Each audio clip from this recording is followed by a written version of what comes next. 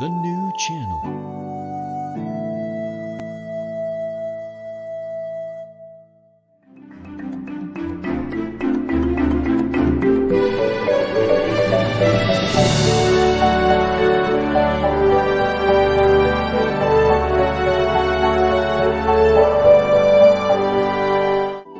The new channel.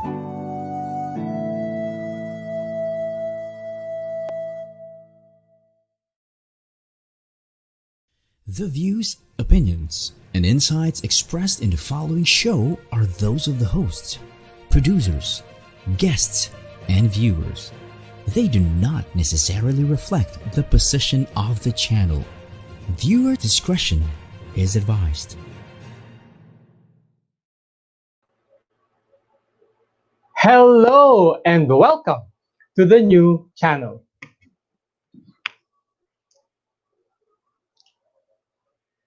Here to help you see the new you. Today, two speakers, 20 minutes, thought-provoking messages. This is The Talk. I am Dennis Calamba, the Mr. Delightful of Learning, host of The Talk.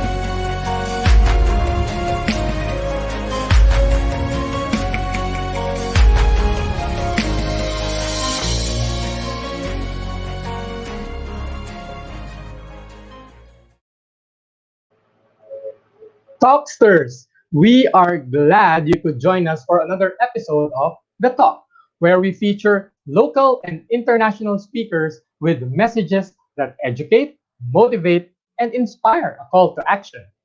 We provide two power-packed learning sessions through our speakers who invest precious minutes of their time sharing their expertise and experience for you, our dear viewers. For this episode, we have an internationally certified Filipino speaker and an international NLP trainer and hypnotherapist. Both of them will talk about a topic that demonstrates their expertise, and they also share how it can impact our profession or our life in general. Similar to the other speakers who previously took on our virtual stage, they have this delicate combination of knowledge and experience that truly make listening and learning from them worthwhile. Our Filipino speaker is joining us on our home court, the Philippines, while our international speaker is joining us all the way from Europe. So, Talksters, grab your traditional or digital note-taking tools, put your favorite drink and dish beside you because we are opening the virtual stage right now. So, let me introduce our first speaker. Hypno Woman is the friendly nickname given to her, being senior of the General Hypnotherapy Standards Council, who says that teaching how language affects the deeper mind is intriguing, exciting, and compelling, and may just propel you into possibility and positivity in all areas of life. She opened her accredited NLP and hypnotherapy training school in 2004. Since then, she has taught many hundreds of successful, happy therapists around the globe. Yes, she is passionate about guiding others to qualify in this career to the highest standard. So enamored was she by what could so easily be remedied and positively achieved by communicating directly with the unconscious mind, she wrote the book on it. Well, 39 of them, in fact, at the time of this introduction. And all of those books are available on Amazon. There are only a few schools worldwide that are accredited to teach the General Hypnotherapy Standard Council's Advanced Hypnotherapy Diploma. She is honored to be one of them and delights in sharing the more advanced processes with those who wish to further their skills to the higher levels. She is interviewed regularly to talk about all things academic, magical, and mystical regarding hypnotherapy, hypnosis, magnetism, and mesmerism. Today on the talk, she will discuss a topic entitled Talk to Yourself Better. Are you excited to learn more from her? I share the same excitement with all of you talksters. Please welcome to the virtual stage, all the way from Birmingham in the United Kingdom, hypno woman Jennie Kitching. Hello. Hello. I'm Jennie Kitching, hypno woman, and I'm here to talk about being happy. Sounds easy, doesn't it? I'd like you to catch yourself feeling good or seek out good feelings, increased energy. Recognize, really notice physically, mentally, emotionally, energized, more enthusiastic and active, more alive when you feel happy. Mechanism that works for you, that actively lifts your mood. Is happy easy? Wouldn't it be good to work towards being happy regardless of factors around you that used to pull you down? It would perhaps be nice to have a button, a control button for the state of happiness, so that we would no longer have to work on feeling good and manifest all that good stuff, all the good times. It would naturally and easily happen if only we had a button. Really feel what would be different in you and around you when this thing that you want manifests, and when this happiness happens. Rehearse your happiness. Appreciate what is. Knowing that anything is possible, how would others react? Write all this down. Compare it when it materializes for you. If a new relationship would make you happy, great. If a cream cake would make you happy, fabulous. If being healthier would do it, marvelous. No one and nothing has the power to make you happy. This is a job you have to do for yourself. It's often happened for you naturally, being a resultant state of your relationship, of what has been presented to you in your life. Now it's time to switch things around, because you are practicing being consciously happy. So your task and your trial is to feel the happiness before the changed circumstance even happens. This is how you gain control of your emotional state. This is how you feel happier. When was the last time you had a good old belly laugh? No matter how you're feeling right now, it's time to find that laughter again and to anchor it, as we say in NLP. To anchor it, to capture it, so that you can access that state again. Now, before you say it's not appropriate for you to switch on your happiness button at work because you work in a somber environment of a funeral directors, let me explain about opposing states. You may have read that one cannot experience two opposing states at the same time, happy and sad. Often we're swept up in somebody else's vibration through social media and the news, and our compassionate response to a friend's dilemma that we can do nothing about, or even just the weather. There's a place and time and appropriateness for everything. And this is not to discount or change your levels of compassion about elements in your world. However, if you cannot sleep for worry about devastating news, or find yourself shedding a tear over a particularly sad movie you've watched days ago, or constantly in turmoil because someone you love needs money that you want to give but cannot, then you'd be advised to lift your resonance, energize your vibration, because the highest aspect of you cannot get through to help you. When you're down in the doldrums, you don't get that inspired idea that can improve the situation you're focused upon. When you move that focus and lift your mood, just like trying to add up some figures and the totals do not tally, but when you give up on your calculations, go to the bathroom and return, bingo, the solution to the problem suddenly seems apparent. So when was the last time you had a really good laugh? What you need here is a mechanism to dispel the dark mood. And when you're in a black mood, you need a way out. And we can set it up right now. Go find the funniest thing in the world for you right now. A hilarious, yes, hilarious video.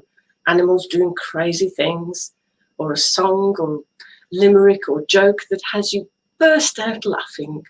It could even be a song that you listen to that just lifts your mood, or watching other people in hysterics. Sometimes you cannot help but smile. And whatever you find, we're all different, and you know what has the potential to work for you.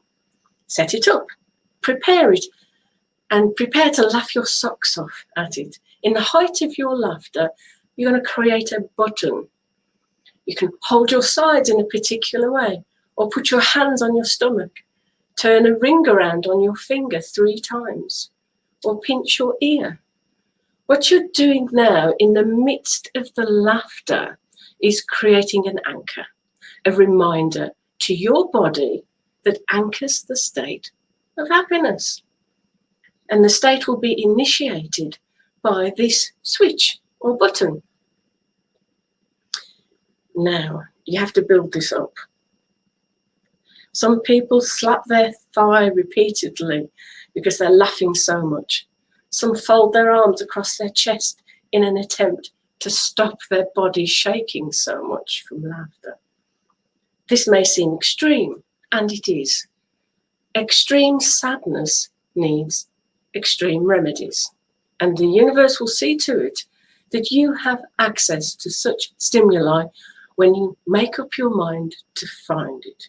This is exactly why when you're a child and told to prepare for a sombre gathering and not to play up at a strict aunt's house, you just knew there was going to be something incredibly funny that you would have to force yourself to try and stop giggling at.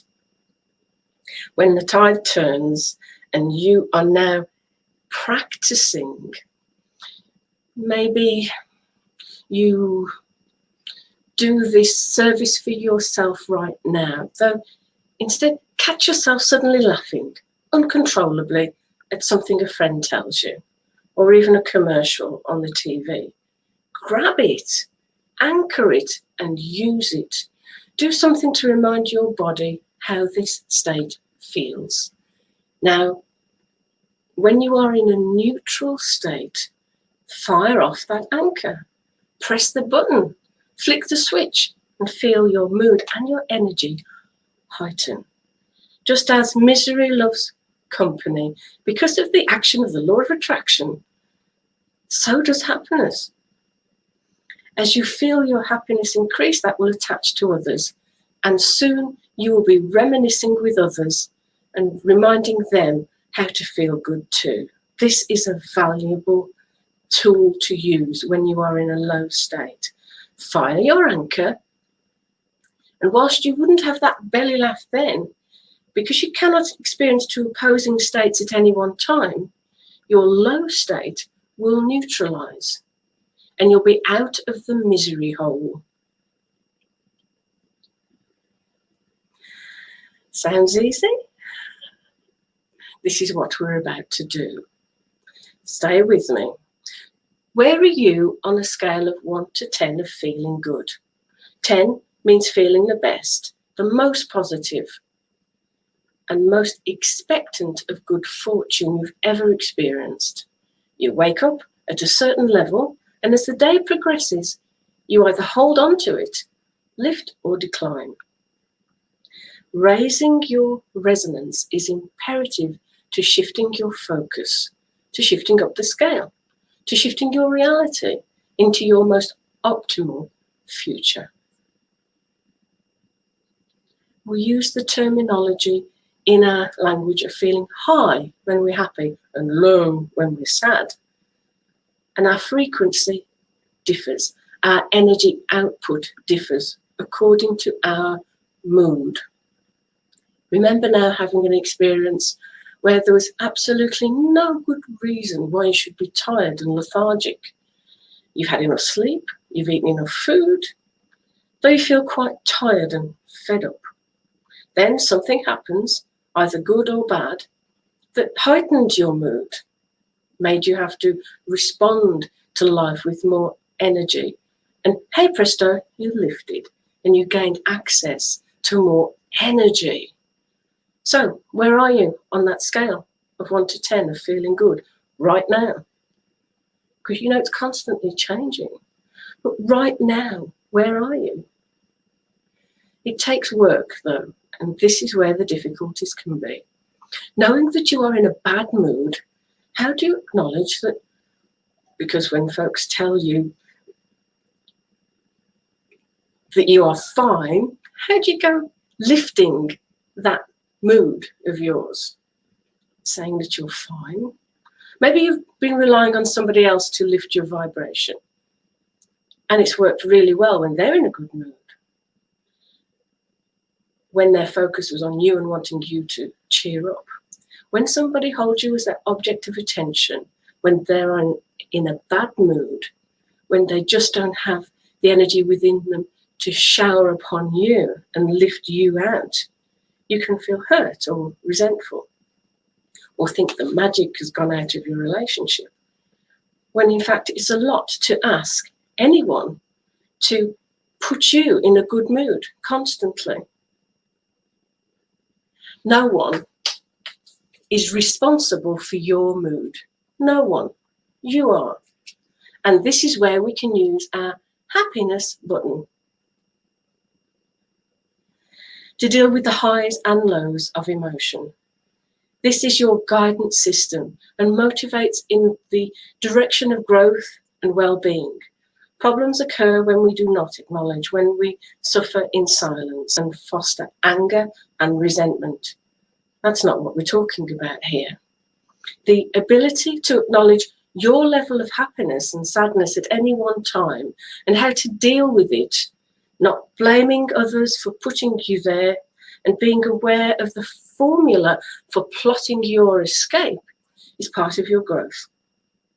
Likewise, attempting to save everyone else from the full range of their experience by trying to control others and events so they are protected is a huge responsibility to carry too, and ultimately proves ineffective. Fostering the ability to cheer oneself up and shrug off negative vibes is a challenge, there's no doubt, though it's also a gift you can carry a lifetime and share with others. Remember though, what you enjoy may not be what others like. We are only dealing with you here. Repeat after me, me, me, me. This means you have to know yourself pretty well and what makes you tick. Know what makes you laugh. You must know that when you get yourself into a bad mood, you usually resist feeling better. Remember the phrase folks use when they are in a miserable mood and someone tries to cheer them up? Oh, you're just trying to make me feel better. Yes, of course I am. Though it's often the case that we want to stay exactly where we are, right down in the doldrums. Yes, find out what works for you. Find and create pictures that lift your spirits and give you energy. What pictures are in your head when you think of certain things? Make them positive. What pictures are in your head when you think of work, when you think of your relationship, when you think of money? Make them positive now. Bigger, brighter, bolder, better. Because we think in terms of pictures and we interpret those pictures with words. And by the way, when you need it most, you'll be resonating at a lower frequency. And it will not only be the last thing on your mind to look at these pictures and images, you may want to recoil in disgust at the happiness of them. Or if others present them to you or turn on a comedy show, you may say things like, "You're only trying to cheer me up." Perhaps you even leave the room to remain in that lower vibration. This is the time to test your mettle. Put on that music, whether you like it or not. Find out what works. You may notice that a sad piece of music really brings you down. Likewise, an upbeat piece of music has you dancing in the aisles of the supermarket as you just cannot help yourself. If this is you, make sure you have your happy music available to you and those upbeat tunes available to lift you when you need them most. By the way, when you need it most, remember, you'll be resonating at a lower frequency, and it will not only be the last thing on your mind to do, you'll want to wallow in that low vibration. Push on through and get back to happy. You may enjoy being on your own with yourself. Take yourself off to the cinema and get some alone time to cheer yourself up and be happy. You may like being really active and immerse yourself in horse riding, paragliding, mountaineering, or frantic dusting, so that you just don't have to think about anything but the matter in hand. Just do what works for you. You've been on the planet long enough and had enough experiences now to know yourself. You are different to others, and that's fine.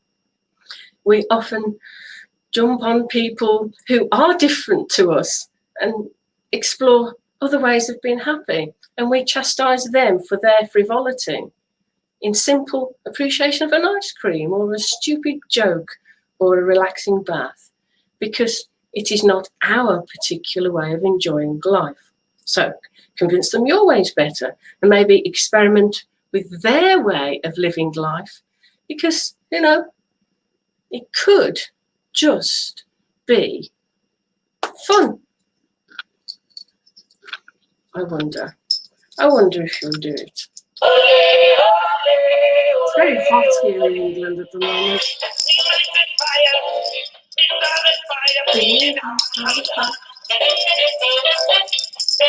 Are you happy?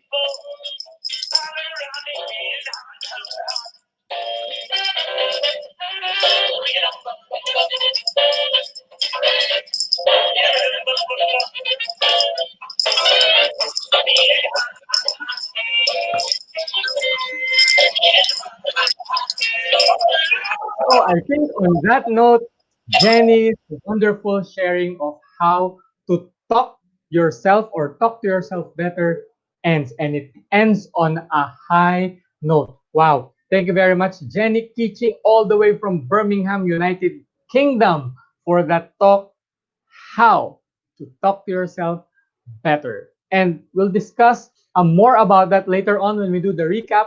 But first, let us pause for a quick break. Please don't go anywhere.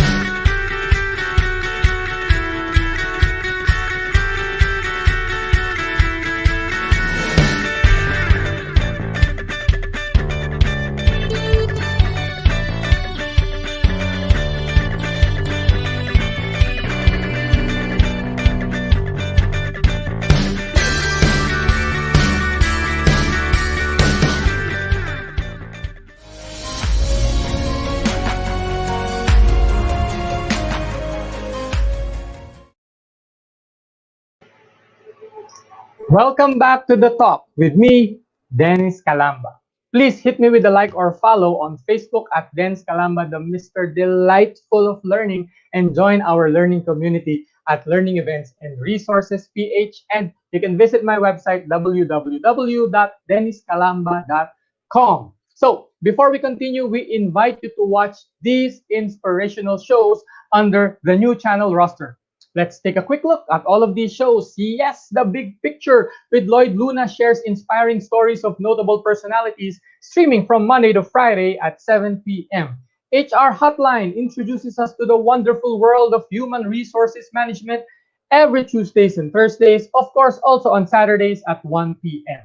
iBusiness talks about inspiring business insights live streaming from Tennessee and Texas in the USA Tuesdays and Thursdays at 8:30 p.m. Central Standard Time, and Wednesdays and Fridays at 9:30 a.m. Philippine Time. The fourth project is about life, business, and success stories, live streaming from Dubai, UAE at 7 p.m. and 11 p.m. Philippine Time. Learn your life purpose by tuning into The U-Turn, Mondays and Thursdays at 10:30 a.m. The Home Buyer is where you hear inspiring stories about building and owning properties. Streams Mondays and Thursdays at 4 p.m. Laugh and learn through the Puppet Stories, Tuesdays and Fridays, 5 p.m.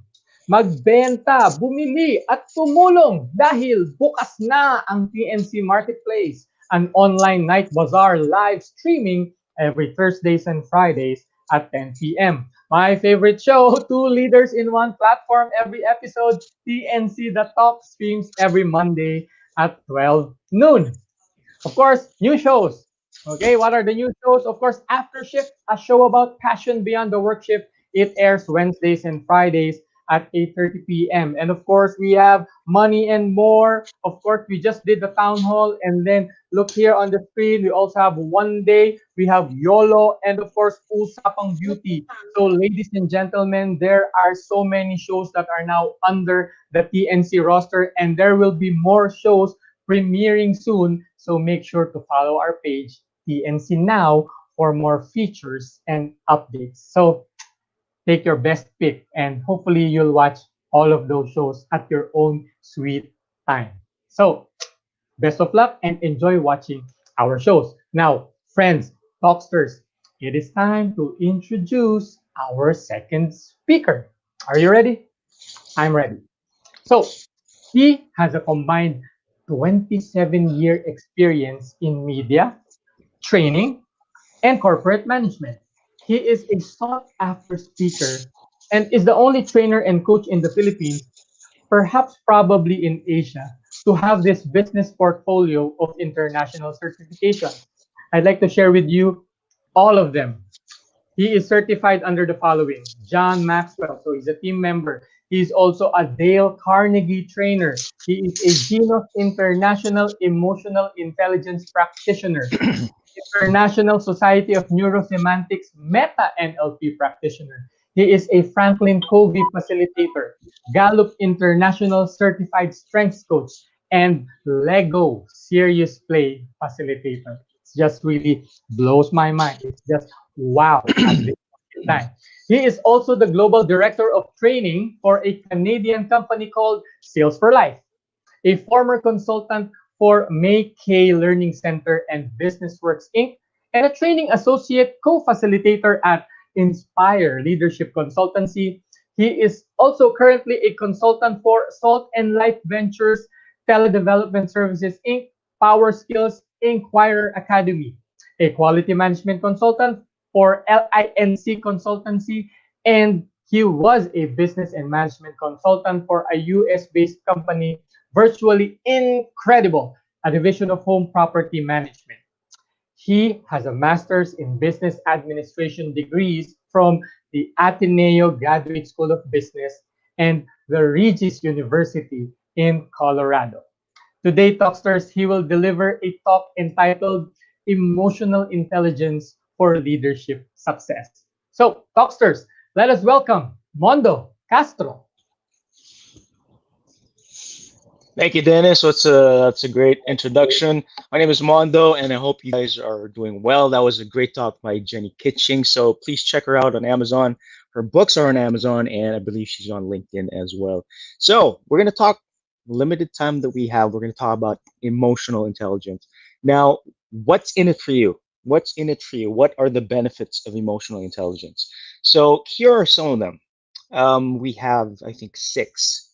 Some of the benefits. There are a lot, but I have six for you. So first is increased team performance, occupational stress, decreased occupational stress, that is, okay, increased leadership ability, increased personal well-being. Jenny talked about that earlier. Reduced staff turnover and improved decision making. Now, what is emotional intelligence? We'll talk more about that later. But emotional intelligence influences your decisions, your behavior, and your performance, both in your personal life and your professional life. Now, with that said, it's important that we are aware of our emotions on a 24-hour basis. Now, if you do this exercise on your own, write down as many emotions that you've experienced in the last 24 hours. I believe you will only get less than 10 because you're not aware of your emotions on a 24-hour basis. So awareness is key, basically. So what is emotional intelligence? You can say, Mondo, what's emotional intelligence? Shut up first and let us know. So think of a great boss or coworker, all right? Great boss or coworker. And think of a challenging, all right, not evil, challenging boss or a coworker. So these two extremes, think about them. Think of somebody in mind. Think of a great boss or coworker, all right, have somebody in mind, and think of a challenging boss or coworker. Now, these two extremes, if they meet in the middle, that is emotional intelligence. Okay? There's a myth that says emotional intelligence is not about getting mad. That is absolutely false. You can use anger in a positive way. Sometimes you have to get angry, right? At work, at home, and whatnot. So it's imperative that you do so from time to time. Now, let's define what emotional intelligence is. Now, before we do that, I'm a very suspenseful guy. So it's a term created by no, that's Peter Salovey and John Mayer, not the singer, and popularized by Daniel Goleman in his 1996 book with the same title. Now, Daniel Goleman defines it as emotional intelligence is the ability to perceive emotions and to access and generate emotions so as to assist thought, to understand emotions and emotional knowledge, and to regularly or reflectively regulate emotions so as to promote emotional and intellectual growth. So that's a mouthful. Malone, Salovey, and Mayer says that the ability to monitor one's own and other people's emotions, to discriminate between different emotions and label them appropriately. So very important to label them appropriately, knowing what you feel at the moment, and to use emotional information to guide thinking and behavior. Okay? Basically, it's to be aware and express one's emotions. We need to express our emotions. Remember earlier, uh, the thing that I mentioned about anger, it's okay to be angry. Emotional intelligence doesn't mean that you cannot get angry.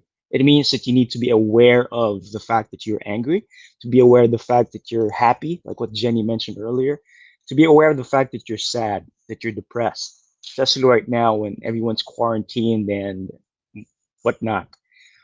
Okay? And express one's emotions. Express, okay, is the operative word. And to handle interpersonal relationships judiciously and empathetically. Empathy is very important, okay? Empathy is putting yourself in the shoes of the other person, okay? Not literally because that's gross. And to be able to feel what the other person is feeling as well. And a lot of things that were discussed by Jenny was about feelings. Now, there's this. story that I want to tell you. I had this boss before. I won't mention his name, okay? And his emotional intelligence was, pretty low on the scale. He would curse you out, right? Curse you out in front of people. He would throw things at the table during a meeting. He would storm out of the room. He would just throw a temper tantrum, okay, in front of everybody. Now, again, like I mentioned, it's not wrong to get mad, but sometimes it's important to get mad at the right time, in the right setting, with the right expression. Okay. Now, what happened to this boss of mine? I heard that he was taken off his position, that a lot of people have resigned because of him. Always remember the number one reason that people resign would be the manager. Okay. So emotional intelligence affects your professional life. That's my point. Okay. Professional life and your personal life as well. Okay. As Dennis mentioned earlier, I am an emotional intelligence practitioner. I am certified by Genus International. You can check them out. Okay. Let me share you some tenets or the framework of emotional intelligence based on the Genus International framework. All right. It's EI applied to leadership. So the first thing is self awareness. Okay. Self awareness is very important. Demonstrates awareness of the moods, of their moods, of your moods and your feelings. Okay. Now that's first. Self awareness is very important. Number two is awareness of others. Okay. In Tagalog, may pakialam ka sa iba. Makes others feel appreciated is the result of that. Okay. The third is authenticity. Are you genuine? Are you open and honest about mistakes, about your mistakes? Okay. Can you give constructive feedback to others? So again, self-awareness, awareness of others, authenticity. Three. Number four, emotional reasoning. Okay? Can you make ethical decisions? Are you expansive when you discuss about your feelings? Number five is self-management. Very important. Manages your emotions effectively in difficult situations. And number six is, are you a positive influence? Do you recognize other people's hard work and achievements? So again, the Janus International Framework, think of a circle: self-awareness, awareness of others, authenticity, emotional reasoning, self-management, and positive influence. Okay? Now let me talk to you more about them. The first one is self-awareness. So the positive effect of that, if you're self-aware, is that you're present in the situation. Okay. The negative part of that is you're disconnected, right? You don't care. This is again going back to my former boss. He's disconnected, right? Awareness of others. You have empathy. And if you don't have empathy, then you're insensitive, right? Again, let me put a disclaimer here. Doesn't mean that you're an emotional intelligence practitioner or you practice emotional intelligence that you're perfect. It means that you're aware that you're imperfect. Okay. Now, authenticity is you show genuine emotion.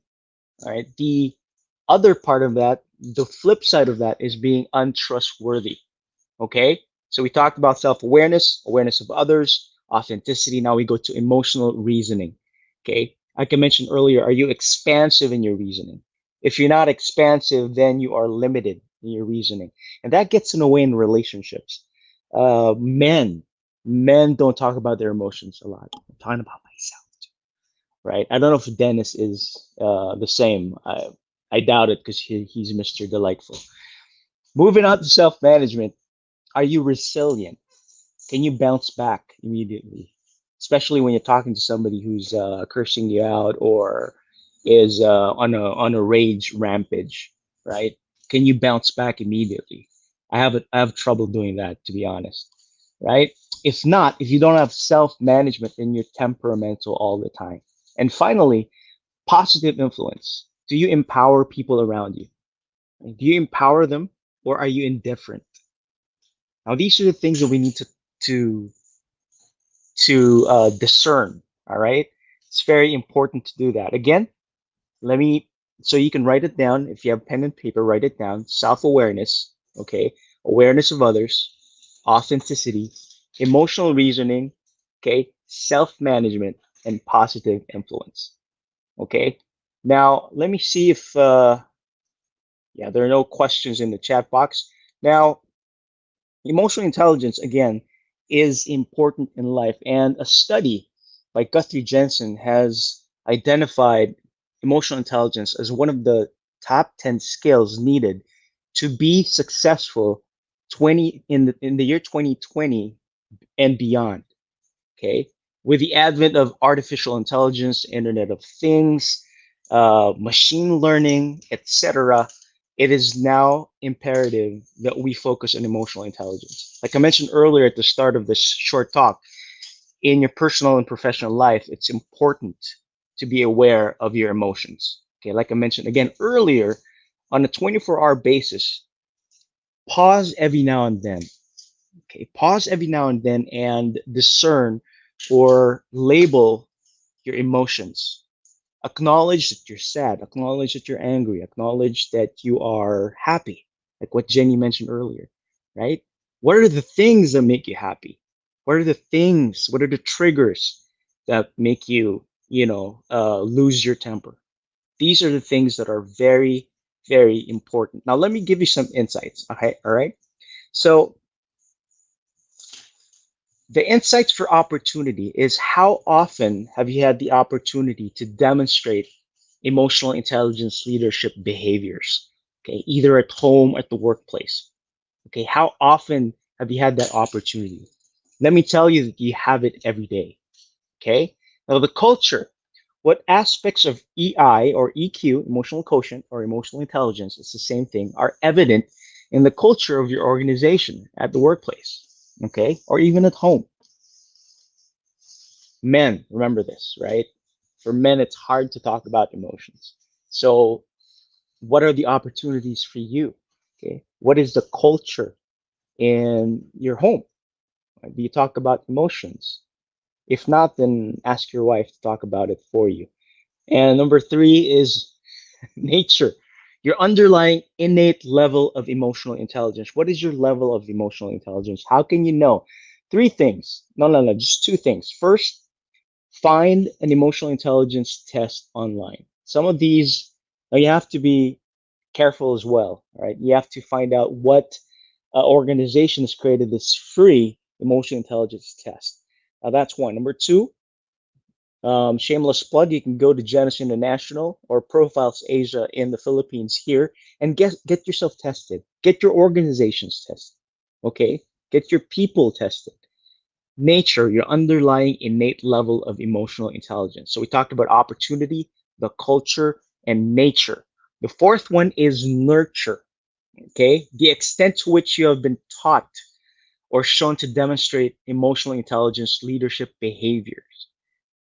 Are you being supported at work? Are you supporting yourself by reading about it, by meditating, by thinking about emotions on a 24-hour basis? Okay. Motivation, whether you value or are motivated to demonstrate leadership behaviors. And finally, final insight would be relationships. The quality of your relationship with your direct reports or the people that you're close to. So these are the insights that I can share with you in this short window that we have. Again, opportunity, culture, nature, nurture, motivation, and relationships. Now, to end this talk, let me give you two nuggets, okay, for you to be successful. Number one is that 80% of your success depends on your personality. Okay, it depends on your personality. 20% would just be your skills.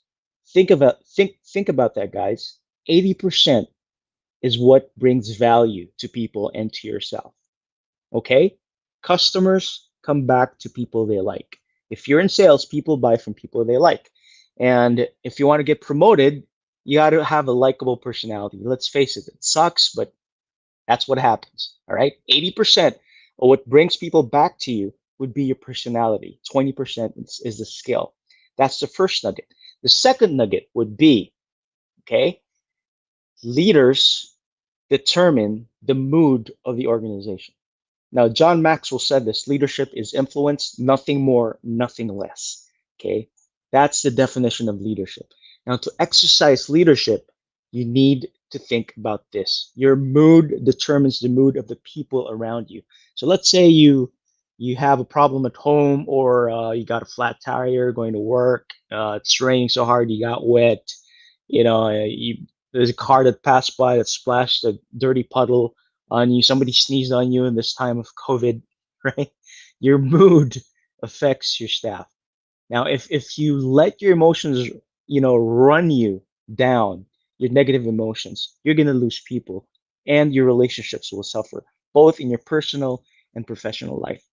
So emotional intelligence, again, like what Guthrie mentioned in the year 2020 and beyond, is going to be, all right, one of the top 10 skills needed to be successful. Now, on a personal note for everyone there, COVID has affected the world, affected every family. Some countries are still in quarantine, some are still dealing with a lot of deaths.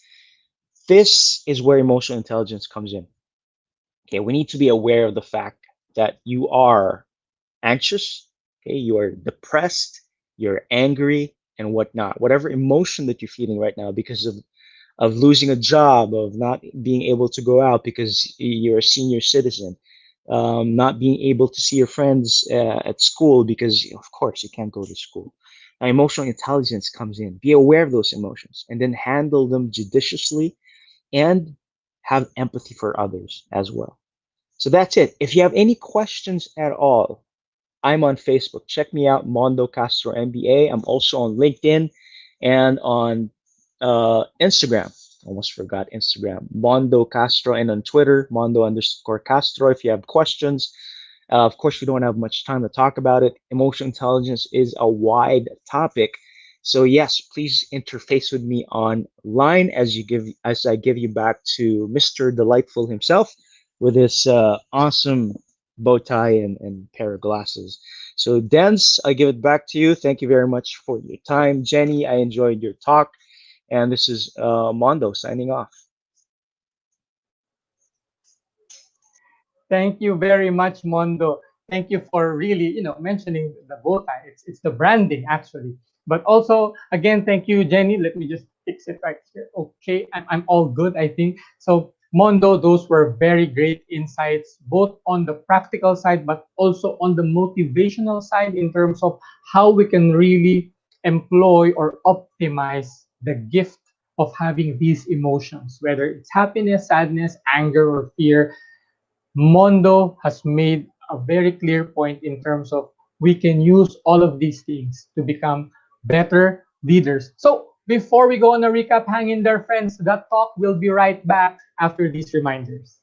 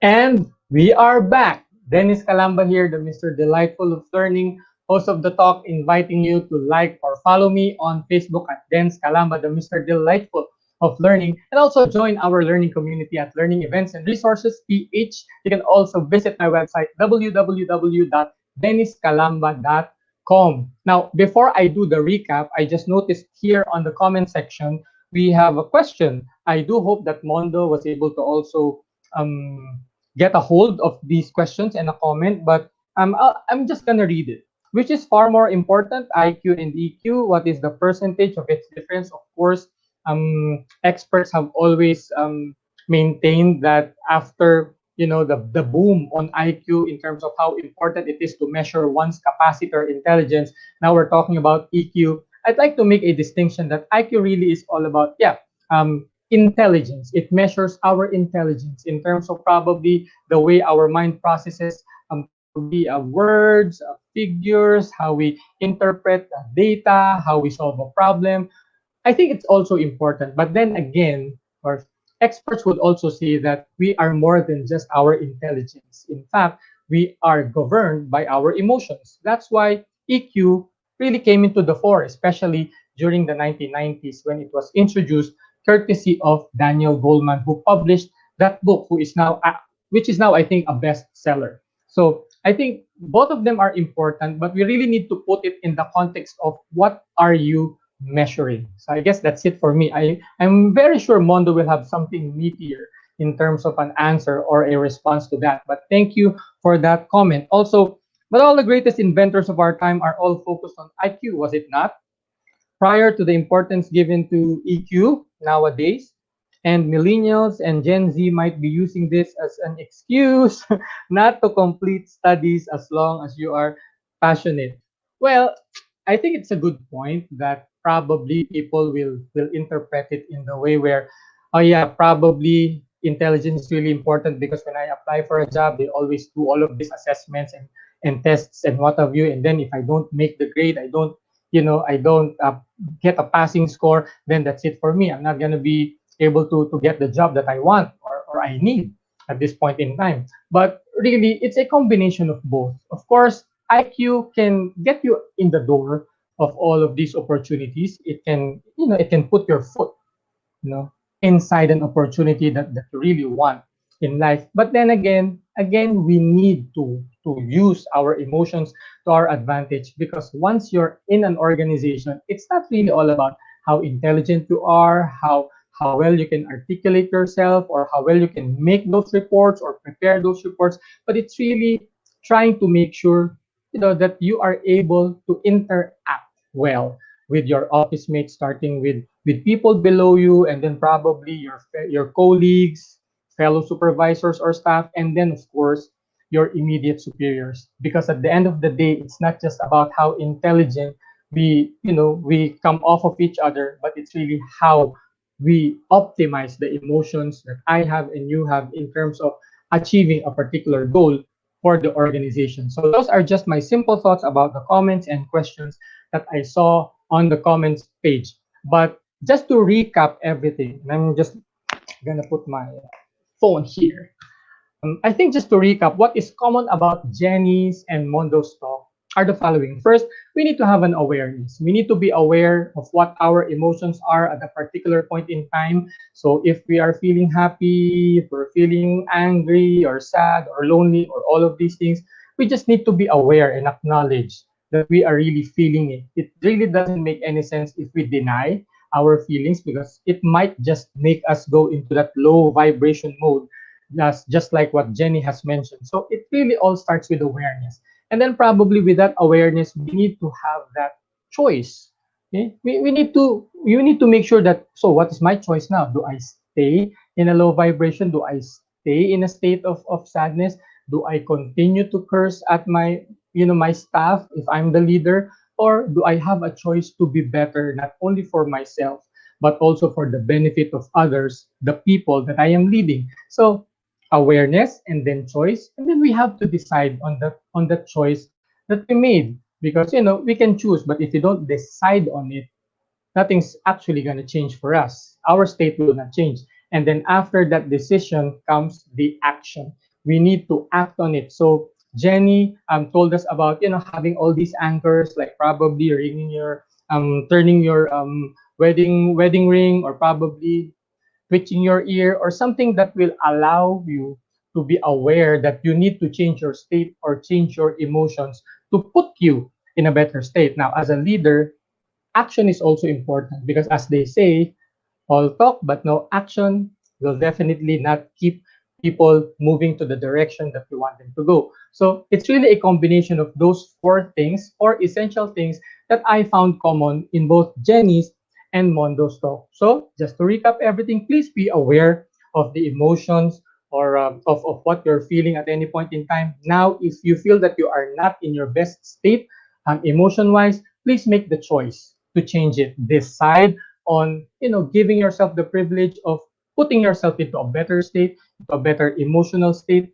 and then after that you act on continuously or consistently doing all of these things. The process of being aware, choosing, deciding, and acting. Hopefully, if we are able to not really master, but if we are able to make a habit out of it, then probably we can really talk to ourselves better, we can be better people, and we can be better leaders for the people that we serve. So I think that's all about it for the recap. I hope you learned a lot about the talk that were delivered by Jennie Kitching from Birmingham, United Kingdom, and of course, our very own Mondo Castro. Of course, he live streamed from San Juan City, Philippines. So I hope that your notes are as full as mine. But we have to land the plane, so to speak. So I do hope that you were able to get valuable insights from their power pack presentations. Of course, let's not forget to give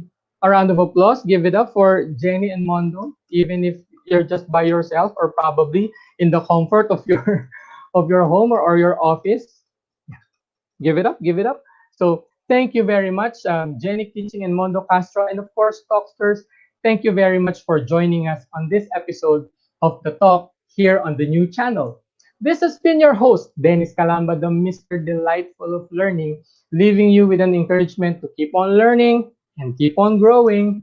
See you next Monday as we open the virtual stage yet again with two speakers, 20 minutes, thought provoking messages. This is the talk. May the good Lord bless you and keep you. Goodbye, everyone.